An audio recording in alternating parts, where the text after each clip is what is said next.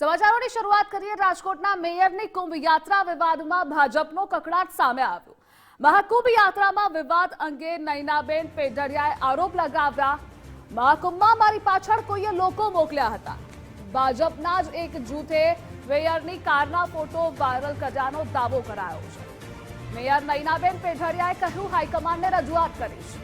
કુંભ યાત્રા અંગે ખોટી રીતે બદનામ કરવાનો પ્રયાસ છે। સરકારી ગાડીનું જે બિલ આવ્યું તે ભરી દીધું છે। ગાડી પર કપડાં નહીં માત્ર ચૂંટણી સૂકવી હતી। ટીઆરપી ગેમ ઝોન બાદથી બદનામ કરાઈ રહ્યા હોવાનો આરોપ તેમણે લગાવ્યો છે। મહિલા મેયર સાથે આવું વર્તન યોગ્ય નથી। પ્રયાગરાજથી રાજકોટના મેયર નયનાબેન રાજકોટ આવી પહોંચ્યા છે। સીધા તેઓની સાથે જ વાત કરશું। તેઓનું શું કહેવું છે? બેન, પ્રયાગરાજ જઈને આવ્યા છો, જે વિવાદ વકર્યો હતો, શું કહો છો? પ્રયાગ જઈને આવ્યા પછી મને એવું લાગે છે કે એક વખત આપણે આ શાહી સ્નાન માટે આપણે કુંભમાં જવું જોઈએ। જે ભાવ 2 રૂપિયાનો છે એ 2 રૂપિયાનો ઠરાવ ક્યાંય પણ એનો ઉલ્લેખ થયેલો નથી। પેટ્રોલ, ડીઝલ અને સીએનજીના ભાવ અલગ અલગ ગાડીના અલગ અલગ રીતે ભરવાના થતા હોય છે, તે મેં ભરેલા છે।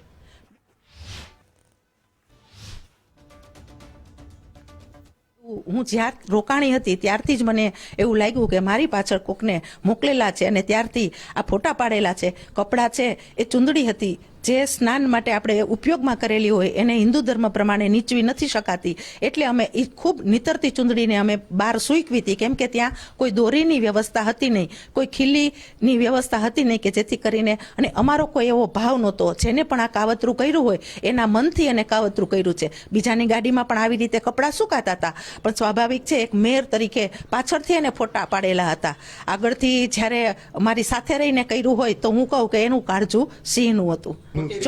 ચોક્કસ હાઈકમાન્ડને રજૂઆત કરવી ખૂબ જરૂરી છે, કેમ કે મહિલા તરીકે મેયર કરતા એક મહિલા તરીકે રાજકીય ક્ષેત્રની અંદર ઉચ્ચ હોદ્દા ઉપર હોય એની ગરિમા જળવાણી નથી। સતત ને સતત ટીઆરપી ગેમ ઝોનથી લઈને અત્યાર સુધી શું અપમાન જ સહન કરવાના હતા? મારી કોઈ એવી ભૂમિકા નથી કે મારા રાજકોટને કે મારા પક્ષને મેં નુકસાન કરેલું હોય।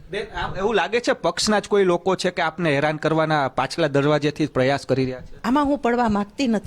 જે કંઈ પણ હોય એ હું સ્પષ્ટ રીતે કંઈ પણ નામ નથી કે હું કોઈના સ્પષ્ટ રીતે હું કહી નહીં શકું કે કોઈ મારા હરીફ હોય તો હું સ્પષ્ટ રીતે કહી નહીં શકું, એટલે આમાં હું પડવા માંગતી નથી। રાજકોટ મેયરના જાસૂસી કાંડમાં હવે કોંગ્રેસ પણ મેદાને આવ્યું છે। વિપક્ષના નેતા વશરામ સાગઠિયાએ ભારતીય જનતા પાર્ટી પર વાર કર્યો। ભાજપમાં ભ્રષ્ટાચાર અને જૂથવાદ રાજકોટની જનતાને નીચોવી લીધી। અંદરોઅંદરના ખટરાગનું આ પરિણામ છે। પ્રદેશ કક્ષાએ તપાસ કરે તો બધી હકીકત સામે આવે। ભાજપના પાપ બહાર આવવાની શરૂઆત થઈ ગઈ છે। થોડા સમયમાં બધું બહાર આવશે। પાપ હંમેશા છાપરે ચડીને પોકારે। જનતાનો આત્મનાદ છે કે હવે ખમૈયા કરો। ભાજપના મહિલા મેયર્સની જાસૂસી થતી હોવાનો ગંભીર વાત છે તે મેયર દ્વારા કરવામાં આવી છે। આપણી સાથે કોંગ્રેસના વિરોધ પક્ષના નેતા વશરામભાઈ છે, તેની સાથે વાત કરશું। વશરામભાઈ, મહિલા મેયર રાજકોટના પ્રથમ નાગરિક, અને તેમણે જે રીતના વાત કરી છે કે તેમની જાસૂસી થઈ રહી છે, શું કહો છો આને? ભાજપમાં એક પ્રકારનો ભડકો છે। એમના પાપ બહાર આવવાની શરૂઆત થઈ ગઈ છે, અને જ્યારે મહાકુંભમાં જતા હોય રાજકોટના મેયર, ત્યારે આવું થાય એ કદાચ કુદરતની અને ભગવાનની સંકેતો હશે કે કંઈક થવું જોઈએ, અને એના ભાગરૂપે જ કદાચ થયું છે। પરંતુ રાજકોટ ભાજપમાં ભડકો છે એવું ખાલી આપણે નથી કહેતા, એના મેયર જો કહેતા હોય, ગુજરાતમાંના ધારાસભ્યો કહેતા હોય કે ભાજપમાં ભડકો છે, ભાજપમાં ભડકો છે, થોડાક સમયમાં આ બધું જ બહાર આવશે। કારણ પાપ હંમેશા સાપરે ચડીને પોકારતું હોય છે, અને પોકારશે। કારણ કે હવે તો જનતાનો આત્મનાદ છે કે હવે રાખો, ખમૈયા કરો, પરંતુ નથી થતા।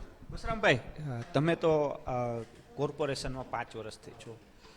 નયનાબેન સાથે આમ તો મુલાકાત ને ચર્ચા થતી હોય, બેન વિશે તમારું શું માનવું? એકદમ સીધા છે, કેવી રીતના? અને આ બેનની જાસૂસી કરવાની જરૂર શું પડે, મારું કહેવાનું છે? ક્યાંક ને ક્યાંક એ લોકોનો અંદરની ખટરાગ હશે। શું હશે તો એમને જ ખબર છે। અને નયનાબેનને પણ ખબર છે. નયનાબેન સારી રીતે જાણે છે કોને એમની સાથે વાંધો છે, પક્ષમાં શું હાલી રહ્યું છે.